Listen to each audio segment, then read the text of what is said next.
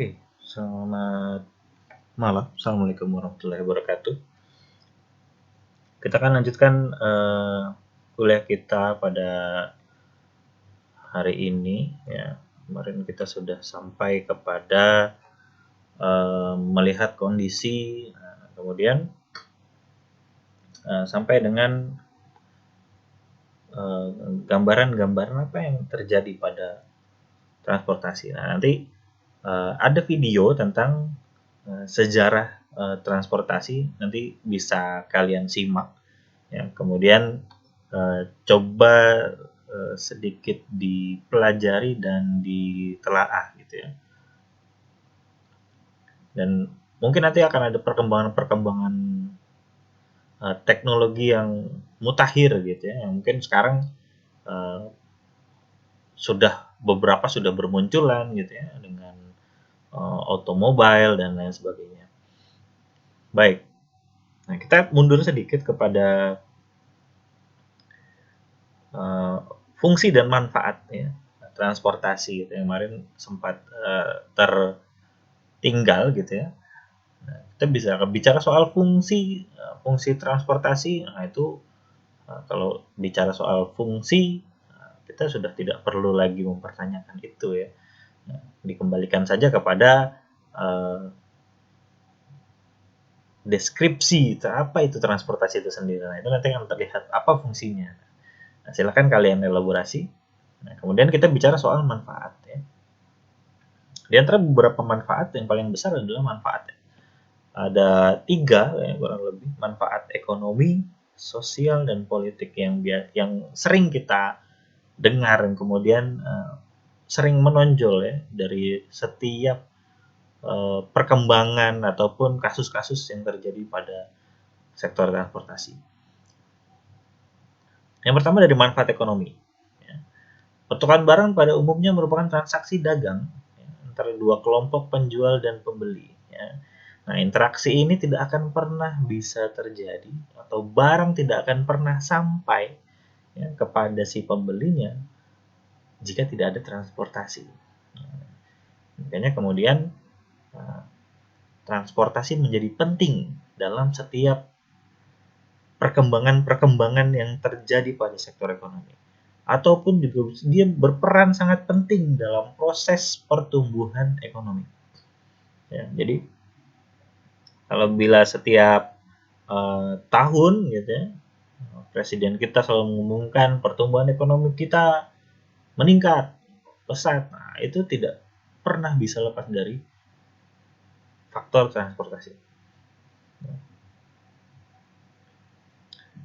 Apakah mulai dari individu, kemudian kelompok kecil sampai dengan kelompok besar, bicara soal regional sampai dengan nasional.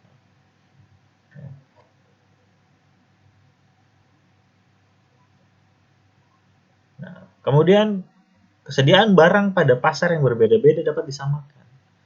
Ya.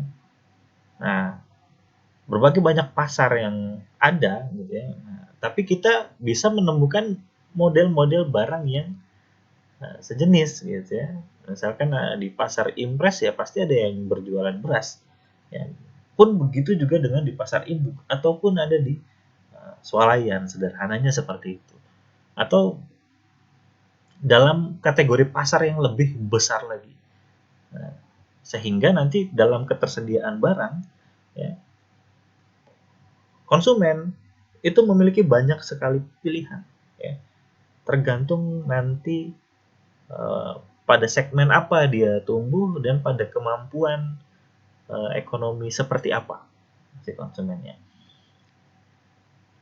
Nah, kemudian kemampuan memindahkan barang dari satu tempat yang mempunyai persediaan banyak ke tempat yang langka akan barang tersebut. Nah, kita bicara soal distribusi, ya. Pemerataan distribusi, nah, seperti itu. Jadi, Jakarta misalkan, Jakarta tidak ada lahan untuk persawahan ya, mungkin beberapa kemarin dibuka gitu ya di daerah Jakarta Utara gitu itu masih ada lahan-lahan pertanian, masih ada ya. Tapi tidak cukup gitu ya, dan harus memang, apalagi yang berlabel sebagai kota besar gitu ya. Sebagian besar pemenuhan kebutuhan, apalagi kebutuhan pokok ya, bagi masyarakat yang ada di dalam kota besar tersebut, ya pasti berasal dari luar daerah. Ya. Sehingga nanti ada komoditi-komoditi yang tidak bisa dihasilkan oleh daerah lain dan harus didatangkan dari daerah yang memiliki komoditi tersebut. Gitu ya. Sayur, apakah sayur ya, buah gitu ya. Ataukah sampai dengan barang-barang teknik ataupun yang dia memiliki sifat high economy gitu ya. Itu seperti itu. Ya. Kenapa alat elektronik bisa sampai ke desa gitu ya? Kendaraan bermotor bisa sampai ke pelosok gitu ya. Nah, itu karena kemampuan memindahkan barang ini. Nah, kalau sistemnya sudah ada, nah itu proses distribusi akan semakin lancar. Berikutnya, begitu wilayah sediaan meluas, persaingan antar penjual meningkat dan harga cenderung akan bertahan pada suatu tingkatan yang wajar. Ya, semakin banyak penjual, ya, secara alami, ya, harga itu akan terbentuk semakin stabil. Ya. Jadi makin stabil harganya, karena persaingan ketat, gitu ya. Semakin ketat persaingan, artinya penjual tidak akan dengan semena-mena gitu ya menaikkan harganya gitu, karena masih banyak penjual lain yang dia bisa memberikan harga yang diinginkan oleh konsumen. Spesialisasi dalam kegiatan ekonomi dimudahkan dan didukung. Ya. Apa yang dimaksud dengan spesialisasi dalam bidang ekonomi? Spesialisasi bicara soal apa sumber daya otentik. Ya. Ini sampai level antar negara ya. Kalau kita bicara soal uh, wilayah itu atau regional atau daerah yang kecil, ada sumber daya otentik. Paling sederhana itu adalah kita kembali lagi kepada bahan pokok. Ya. Ada daerah penghasil beras, ada daerah penghasil cabai. Gitu ya. Nah, sederhananya spesialisasi itu seperti itu. Ya. Ada wilayah industri, gitu ya. Kalau di areal Bekasi, Cikarang, Jababeka, ya itu area industri. Ya, Cibitung juga ya, area industri. Ya. Di mana nanti hasil-hasil dari industri tersebut atau hasil dari komoditas pertanian tersebut itu bisa saling atau bisa berpindah atau bisa terdistribusikan dengan baik. Ya. Artinya ketika dia terdistribusikan dengan baik, ya, kegiatan ekonomi akan semakin mudah. Kembali kepada transportasinya. Bagaimana sistem transportasinya? Selanjutnya, pertukaran barang antar kelompok masyarakat menimbulkan komunikasi antar orang yang terlibat. Ada komunikasi. Karena barang itu tidak datang dengan sendirinya. Gitu ya. Pasti ada peruntukannya, fungsinya, gitu ya. Untuk apa? Ya, bagaimana cara menggunakannya? Selain ada pertukaran barang, pasti ada pertukaran informasi. Ya, sehingga komunikasi akan menjadi semakin kaya.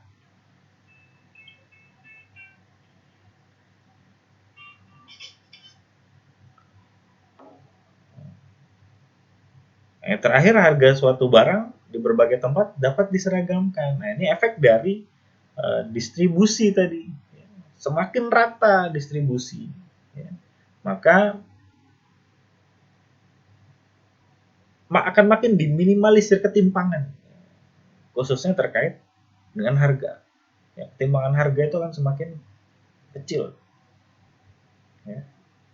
Ya, akan dikembalikan lagi bagaimana sistem transportasi yang berjalan tersebut. Ini manfaat ekonomi.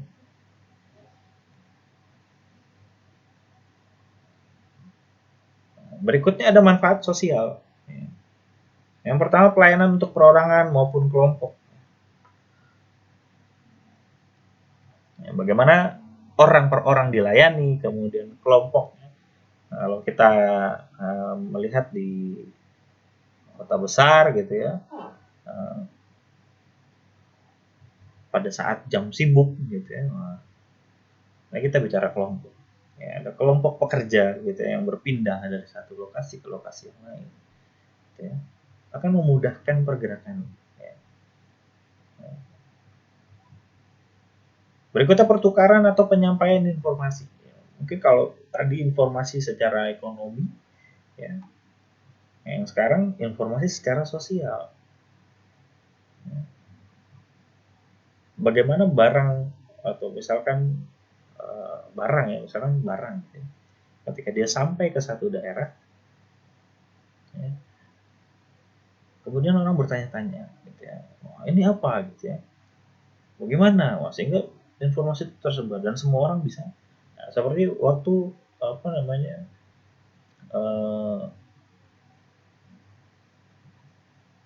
masyarakat mengenal yang namanya komputer misalnya gitu. Nah, ketika unit komputer ada di satu tempat gitu, wah, apa itu gitu ya.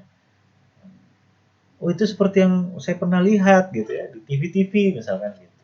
Gimana cara memakainya? Nah, semua orang mencoba ingin mengetahui, kemudian juga secara bersamaan akan meningkatkan pengetahuan secara sosial.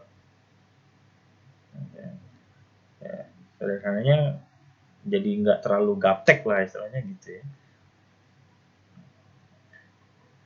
Atau perjalanan untuk bersantai ya, untuk kehidupan sosialnya, gitu ya, pariwisata, gitu ya. Semakin mudah akses itu disediakan, gitu ya. Artinya semakin banyak daerah-daerah yang mungkin akan bisa dieksplor. Berikutnya perluasan jangkauan perjalanan sosial. Ya. Indonesia itu memiliki wilayah-wilayah yang sampai sekarang ada wilayah-wilayah yang sulit untuk dijangkau gitu ya. Di darat, via darat gitu ya, ataupun via udara gitu ya. Itu masih ada. Ya. Transportasi itu akan bisa mengatasi itu. Kita nggak perlu bicara soal apa, belum sampai kepada wilayah yang jauh gitu ya, terpencil ya. Bahkan di pulau yang sering disebut orang gitu ya, Pulau Jawa ya sekalipun, masih ada daerah-daerah yang akses transportnya itu minim gitu ya. Bahkan seperti itu. Jadi dia akan memperluas jangkauan perjalanan sosial. Gitu ya. Sehingga nanti antar manusia atau antar kelompok saling terhubung. Gitu ya. Tidak ada batasan. Kemudian pemendekan jarak antara rumah dan tempat kerja. Ya. Semakin pendek jaraknya gitu ya, karena bisa ditempuh dengan waktu yang terukur gitu. Kalau sekarang kita masih terkendala dengan macet dan lain sebagainya gitu ya. Nah, tapi akan terus diperbaiki ya, kondisi transportnya akan terus diperbaiki. Apakah sarananya, apakah prasarannya, atau sistemnya yang dikelola. Kemudian bantuan dalam memperluas kota atau memancarkan penduduk menjadi kelompok yang lebih kecil. Ya. Ini dalam rangka pemerataan dan distribusi. Ya. Sehingga sehingga nanti tidak muncul wilayah yang disebut terlalu padat gitu ya, sehingga muncul masalah lain gitu ya. Karena kota besar itu kan selalu menjadi tujuan ya, selalu menjadi tujuan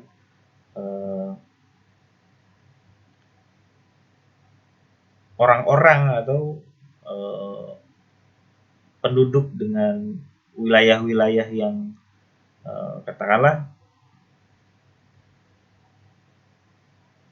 kurang sarana dan prasarana di tempatnya gitu, sehingga dia mencoba gitu kan, istilahnya mencoba bertaruh gitu ya di kota besar gitu untuk mendapatkan kehidupan yang lebih baik gitu. Masih banyak yang um, seperti itu. Ya. Tapi dengan transportasi gitu ya,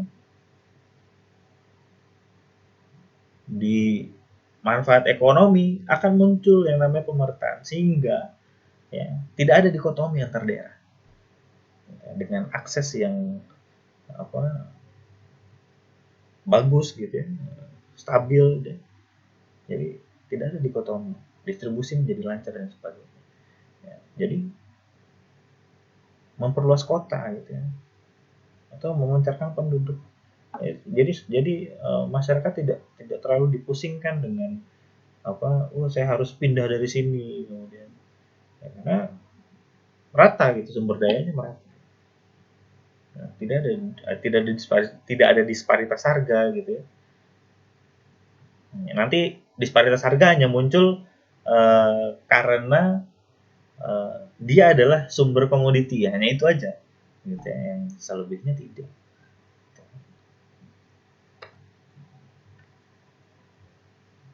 Yang ketiga mengenai manfaat politis ya.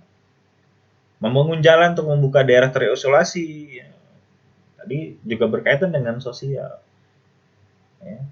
Tapi ternyata politis juga perlu nih gitu ya untuk apa, menebar jaring aspirasi gitu, idealnya kan gitu ya, menebar jaring aspirasi gitu ya, untuk ketika wilayah terpencil itu terhubung gitu ya, nah ini mempererat persatuan dan kesatuan bangsa, nah gitu kan amanat undang-undangnya kan gitu ya, karena kan segala apa sumber daya gitu ya, tanah, air gitu dan sumber daya yang terkandung di dalamnya gitu ya, nah itu kan dimanfaatkan sebesar-besarnya untuk kesejahteraan dan kemakmuran rakyat kan gitu ya. Sehingga wilayah-wilayah yang ditinggali oleh masyarakat yang berstatus masyarakat negara gitu ya, Indonesia misalkan yang berstatus WNI gitu ya, ketika dia tinggal di tanah air Indonesia gitu ya, harus dibukakan akses gitu agar sebagai deklarasi bahwa mereka adalah bagian dari bangsa gitu ya. Seperti itu. Nah, yang kedua, pertahanan dan keamanan akan menjadi sangat rapuh tanpa ditunjang sistem transportasi yang handal. Baik sekedar untuk memelihara keamanan maupun mempertahankan kedaulatan negara. Hmm. Dia masuk ke dalam ranah politis. Negara yang kuat itu ketika dia bisa memiliki sistem transportasi yang handal. Ya. Kita bisa lihat berapa banyak negara-negara yang mempunyai pangkalan militer di beberapa negara. Ya. Karena mereka sudah memiliki sistem transportasi yang mereka pede mengatakan bahwa saya punya transportasi yang handal gitu ya. Maka saya berani untuk melakukan pengiriman ini ke sini dan lain sebagainya. Ya. Buat pangkalan militer di sini, buat pangkalan militer di sana gitu ya. Pun juga untuk mempertahankan wilayahnya. Nah, bagaimana caranya kalau misalkan masih ada wilayah-wilayah yang terisolir gitu, apalagi dia adalah di dekat perbatasan gitu, kita tidak akan pernah tahu ya, apakah di sana itu yang tinggal masih orang Indonesia atau bukan gitu. Nah, itu juga menjadi berbahaya dari bagi kedaulatan tanah air gitu ya.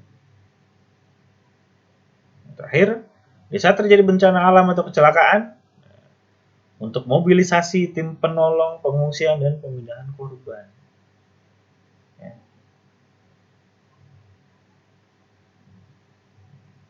Makanya pemikiran-pemikiran tentang apa, alternatif gitu, itu kan sering kali muncul ketika bencana. Nah, tapi sering kali pula gitu ya, alternatif itu tidak bisa digunakan gitu, karena keterbatasan atau minim sistem transportasi yang berjalan. kita tidak belum ya, mungkin bukan tidak, belum memiliki sistem backup transportasi. Bagaimana jika terjadi kondisi darurat? Apa yang harus dilakukan? Nah, itu ya meskipun tetap berusaha bagaimana caranya gitu ya, terkait kondisi darurat gitu ya, bisa terselesaikan dengan baik gitu ya. Nah, perencanaan-perencanaan itu tentang perbaikan sistem dan lain sebagainya itu akan menjadi penting untuk diperhatikan.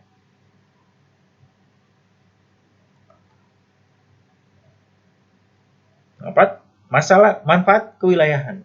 Ya, bersangkutan menimbulkan permintaan ikutan. Apa yang maksud dengan permintaan ikutan? Multiplier effect ya, terhadap demand. Nah, jadi demand angkutan itu tidak sekedar hanya karena ada user yang mau naik angkutan, bukan sekedar itu, tapi ada multiplier effect-nya. Nah, biasanya dibilang terutama sepanjang jalan penghubung seperti terminal, SPBU, penginapan, tempat makan dan sebagainya. Nanti pada gilirannya kan membutuhkan tenaga kerja, kemudian membutuhkan rumah untuk tempat tinggal. Nah, jadi demand penumpang itu dia akan mengikuti, ada multiplier effect-nya. Orang menunggu di terminal misalkan, tidak mungkin dia dalam menunggu itu bengong aja gitu, diem aja gitu.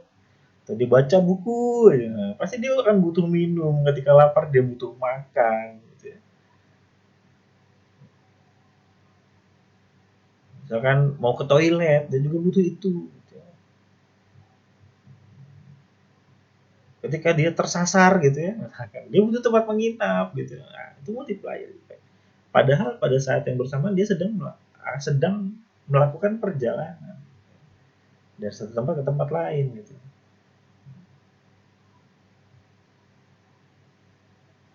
Berikutnya transportasi dan guna lahan tidak dapat dipisahkan. Kenapa? Ya. Nah, kegiatan transportasi yang terwujud menjadi lalu lintas pada hakikatnya adalah kegiatan yang menghubungkan dua lokasi guna lahan yang mungkin berbeda, ya. Nah, tapi mungkin pula sama. Ya. Nah, maksudnya tidak bisa dipisahkan antara transportasi dan guna lahan.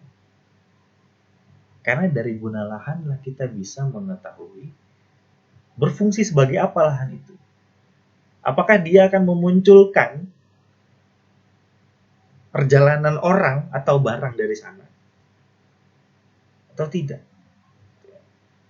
Nah, kalau dia hanya hutan ya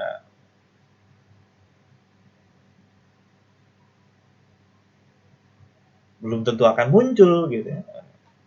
Jadi paling hanya orang-orang yang berkepentingan terhadap hutan. Gitu ya. Nah, tapi ketika dia berupa permukiman gitu, ada yang tinggal di sana, gitu, atau dia adalah lahan ya untuk mencari mata pencaharian gitu, nah, pasti akan ada minat ya, untuk melakukan pergerakan ke sana gitu dan kembali lagi.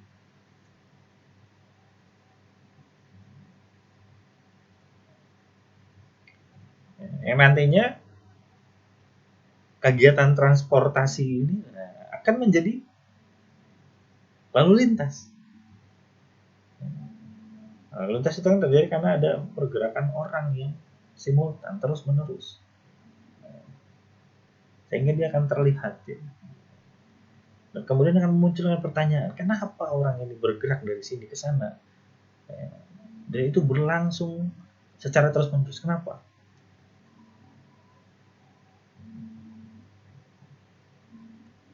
Sampai akhirnya kemudian wilayahnya tersebut berkembang ya, dan saling terhubung nih.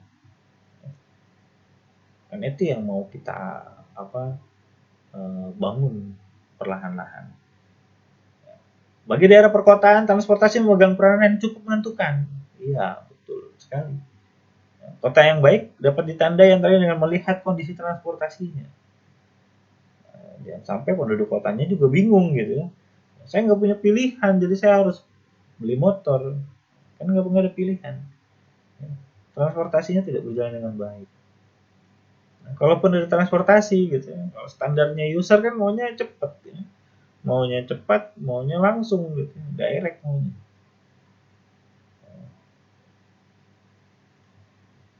Ketika sudah ada regulasi misalkan, pembatasan kendaraan misalkan, berarti harus didukung dengan transportasi yang bagus. Bagaimana caranya orang ini bisa berpindah dengan menggunakan sumber daya, kemudian pengorbanan waktu, pengorbanan tenaga yang tidak jauh berbeda dengan ketika dia mengendarai kendaraan miliknya sendiri. Itu yang harus diusahakan secara terus-menerus. Ya. Yang itu pula nanti akan menjadi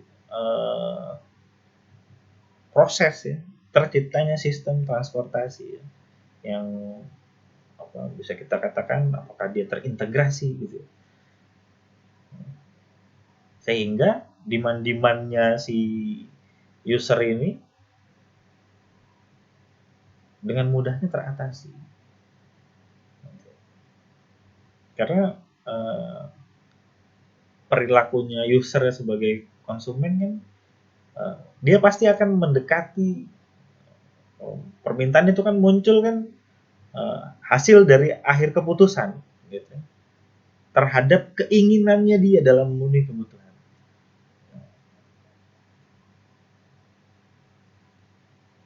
Ketika muncul pilihan gitu ya, dia pasti akan mendekati apa yang dia inginkan. Misalkan ketika terjadi pembatasan kendaraan gitu ya, artinya proses perjalanannya dia, perjalanan si user ini, dalam pikirannya user pasti dia akan mencoba mendekati apa yang diinginkan.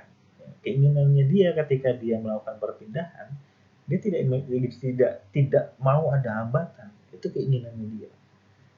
Kemudian bagaimana transportasi disediakan untuk mendekati keinginannya si user. Kalau meleset-meleset sedikit nggak masalah. Karena memang transportasi umum itu nggak mungkin langsung ada di depan rumah gitu ya. Apalagi rumahnya di dalam komplek gitu ya, di dalam perumahan gitu ya. Tidak mungkin. Kalau hanya jalan sedikit keluar untuk keluar perumahan menuju jalan uh, lokal gitu ya, atau jalan uh, sekunder gitu ya, itu akan sangat mungkin user itu mau gitu untuk menggunakan angkutan. Tapi berangsur-angsur sistem itu diperbaiki. Ya.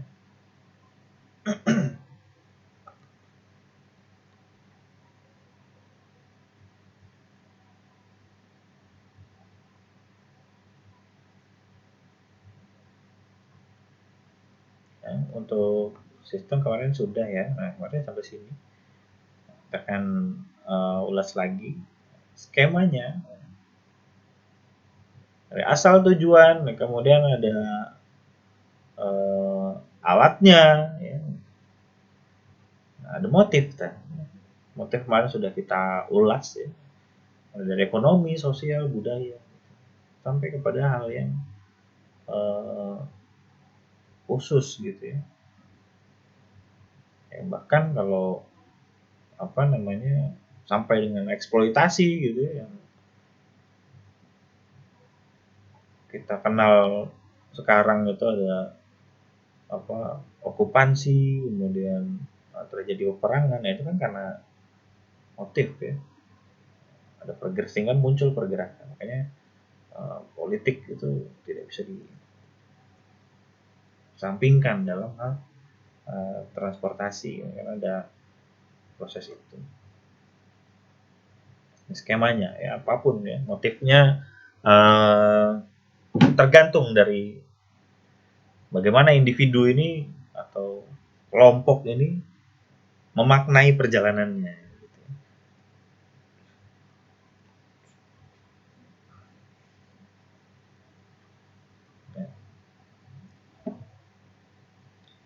Jika bicara soal permasalahan transportasi perkotaan, ya, dalam bukunya Prof. Tamin ya, mengungkapkan bahwa sedikitnya ada 4. Ya. Kalau banyaknya banyak gitu ya, masalah transportasi itu banyak gitu ya. Tapi sedikitnya ada 4. Nah, kita kan mau ulas satu persatu gitu ya. Kenapa ini menjadi concern gitu ya. Yang pertama, semakin jauh rata-rata pergerakan manusia setiap harinya. Ya. Sekarang perjalanan pekerja itu udah antar kota, antar provinsi gitu ya. Sudah tidak sekedar di dalam kota saja ya. Mungkin ada gitu ya, orang-orang yang bekerja di dalam kota. Nah, tapi sekarang itu udah antar kota, antar provinsi. Jakarta misalkan. Penduduk aslinya tuh cuma 8 juta. Di malam hari itu 8 juta. Ya. Tapi di siang hari itu bisa sampai dengan 20 juta orang. Karena orang Bekasi, orang Tangerang, orang Bogor itu masuk ke Jakarta. Makanya perjalanan ke Jakarta di pagi hari itu luar biasa. Gitu ya. Jadi tidak hanya orang Jakarta saja yang bekerja di dalamnya, tapi ada orang Jakarta yang kerjanya di Bekasi, kerjanya di Tangerang, kerjanya di Bogor, ada. Nah, semakin lama semakin menjauh gitu ya. Kalau yang kelihatan itu kan antara Jakarta dengan Bekasi gitu. Nah, awalnya uh, ada di sekitaran kota Bekasi gitu ya. Pabrik-pabrik awal itu muncul di situ. Kemudian bergeser ke daerah kabupaten gitu ya. Cibitung. Nah, Cibitung udah penuh, geser lagi ke Cikarang gitu ya. Nah, terus geser terus sampai ke Karawang gitu ya. Karena bahkan pada kenyataannya ada gitu ya orang Jakarta yang kerjanya di Jababeka gitu ya, di Kerawang gitu ya. Seperti itu. Nah, yang kedua, semakin banyak wanita yang bekerja. Kenapa wanita? Nah, wanita menjadi concern dalam transportasi. Gitu ya. Kenapa bukan bukan yang disorot bukan laki-laki? Kalau laki-laki yang melakukan perjalanan itu tidak akan menjadi permasalahan gitu ya. Walaupun terjadi permasalahan yang diselesaikan di tempat gitu biasanya kalau laki-laki kan gitu ya. Tapi ketika wanita ya, itu akan menjadi permasalahan tersendiri. Jadi concern. Bagaimana caranya wanita ini mendapatkan keamanan, keselamatan, kenyamanan dalam menggunakan mode transportasi, apalagi di perkotaan. Ya. Kasus yang kemarin ramai itu adalah kasus mengenai wanita ya terhadap transportasi.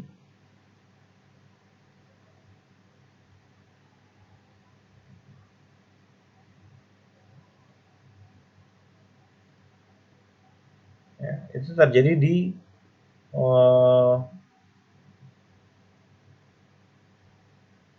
Philadelphia ya di Amerika Serikat. Ya, pelecehan seksual itu wanita.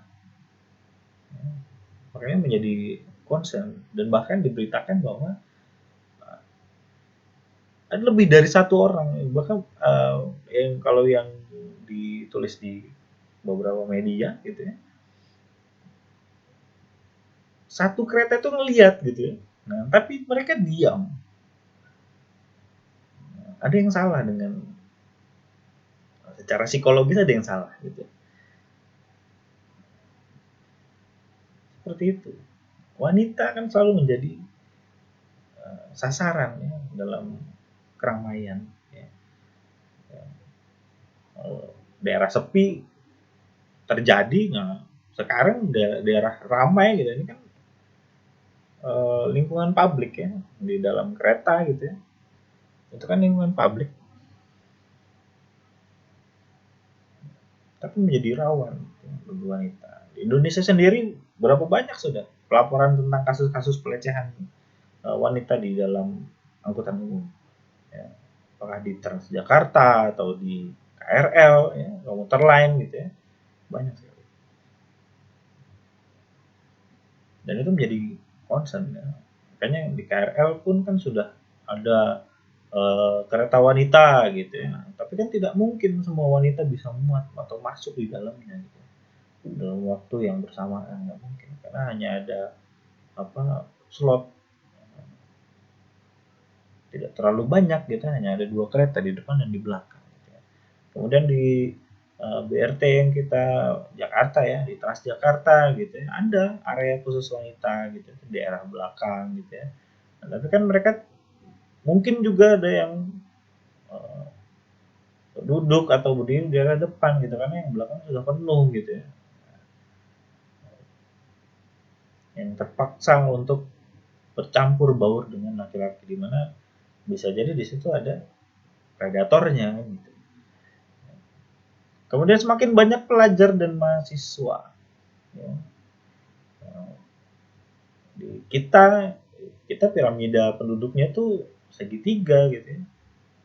Jadi usia sekolah itu lebih banyak daripada usia tua gitu. Berbeda dengan negara-negara maju sekarang itu piramidanya piramida kebalik gitu ya.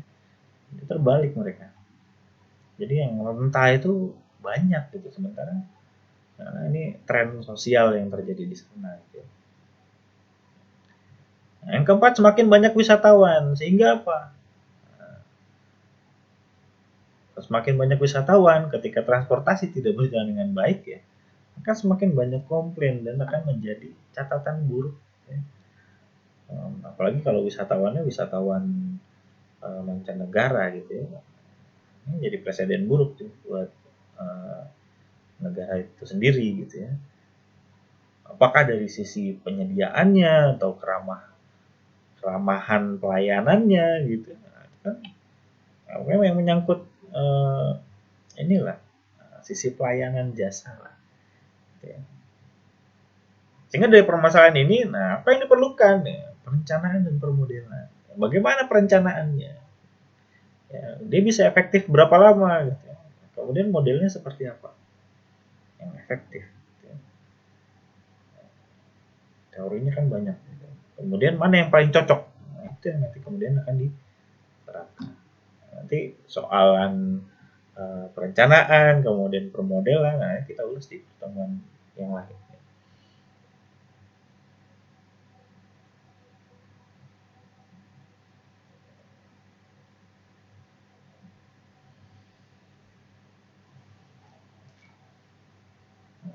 Apa yang menjadi unsur pokok pada transportasi?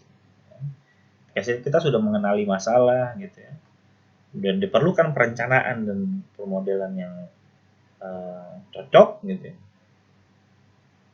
Perlu juga dikenali nah, unsurnya tuh apa aja sehingga nanti bagaimana cara menghubungkannya gitu ya. Kemudian keterkaitan antara satu dan lainnya. Yang pertama itu ada manusianya. Gitu ya. Transportasi bicara soal orang. Kemudian barangnya, gitu ya. Di mana barang ini eh, jenisnya banyak gitu. Kalau manusia kan cuma ada eh, 3 ya sebenarnya ada 3 gitu. Anak-anak ya, orang dewasa, kemudian orang tua gitu ya. Nah kalau di apa eh, negara-negara maju gitu ya, Eropa gitu, lulusan jauh-jauh ya, Singapura mungkin atau Malaysia. Nah itu memperhatikan ke arah bagaimana elderly gitu ya atau orang tua ini melakukan perjalanan kajian udah di situ gitu. Nah, kita kadang masih ada di KRL misalkan kursi untuk lansia gitu nah, kita masih nggak aware gitu masih yang dudukin tuh orang sehat gitu ya jangan gitu masih belum aware lah ya rasa empatinya masih belum kemudian itu nanti yang akan di apakah ada diedukasi kembali gitu ya usernya dan sebagainya. Kemudian barang yang dibutuhkan manusia, nah barang ini berbagai macam gitu ya. Ada padat, ya, cair gitu, ya, gas gitu ya. Dimana nanti dalam penanganannya gitu ya. Ada yang bersifat umum, yang bersifat khusus. Gitu. Sehingga nanti eh, sisi keselamatannya itu akan tetap terjaga. Kemudian kendaraan sebagai sarananya, berbagai jenis moda ya, yang kemudian nanti dibutuhkan dan disesuaikan pada wilayahnya. Mana yang paling cocok dan mana yang paling efektif. Berikutnya ada prasarananya. Kalau kita eh, apa? Kalau kita kan sisinya darat gitu, jadi kita mengulasnya jalan. Gitu. Apakah jalan raya ataukah jalan rel gitu ya, yang ada di darat. Gitu ya, sebagai prasarana atau prasarana penghubungnya gitu. Apakah dia terminal atau bandara atau pelabuhan gitu, karena eh, pesawat itu pasti akan mendarat, kemudian kapal laut itu pasti akan berlabuh, dan penghubungnya itu harus dikelola dengan baik. Kalau jalan misalkan, kita kenal istilah kelas jalan gitu ya, ada peruntukannya buat siapa jalan ini gitu ya, siapa yang tidak boleh lewat. Kalau jalan rel sama ada peruntukannya gitu, tergantung dari lebarnya si relnya gitu ya, berbeda-beda. Kelima ada organisasi sebagai pengelola. Apakah dia sebagai regulator, apakah sebagai eh, operator gitu ya, ataukah sebagai user gitu. User bisanya apa gitu ya? User bisanya minta perlindungan sama pemerintah, gitu, sama regulator. Makanya ada istilahnya perlindungan konsumen gitu ya. Ini harus match gitu ya. Organisasi itu ya, bahasa sederhananya nggak boleh berantem gitu ya kalau mau ngelola transportasi yang baik. Ini unsurnya. Kemudian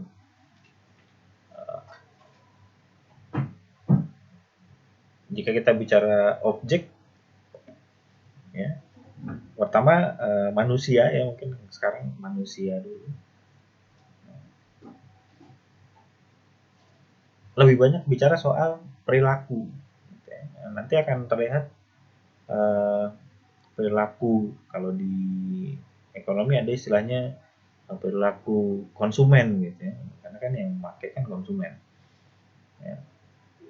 Nah, bagaimana user itu bertindak dan bertingkah laku, nah, ini kan tergantung situasi gitu ya, tergantung situasi bagaimana kondisinya gitu ya. Apakah dari sisi ekonominya, sosialnya gitu, budayanya gitu, sehingga nanti mana yang lebih cocok untuk diterapkan untuk awal ya. Kemudian nanti akan berkembang, perkembangannya ya tergantung gitu ya, seberapa besar percepatannya gitu. Lebih banyak kaitannya ke perilaku. Nah, perilaku nanti akan berpengaruh sama budaya ya, sistem pengetahuannya ya. Nggak mungkin tiba-tiba di satu kota gitu ya langsung yang tadinya dia sarana transportasinya hanya bemo misalnya, tiba-tiba diganti sama uh, kereta listrik misalkan gitu ya. Wah, kaget tuh nanti. Atau diganti sama sesuatu yang belum diketahui gitu. Wah, kaget nanti itu. Ya, ini disesuaikan gitu. Atau di apa, terjadi transfer knowledge dulu. Kemudian kaitannya kepada nilai, pandangan hidup gitu ya, persepsi ya. Nah, itu harus disesuaikan tuh. Jadi nanti ada step dalam perkembangan sistem ya, untuk menyeimbangkan perilaku dasar lah ya, seperti itu. Nah mungkin sementara itu untuk pertemuan hari ini ya, nanti silakan bisa dipelajari. Sementara selamat malam, assalamualaikum warahmatullahi wabarakatuh.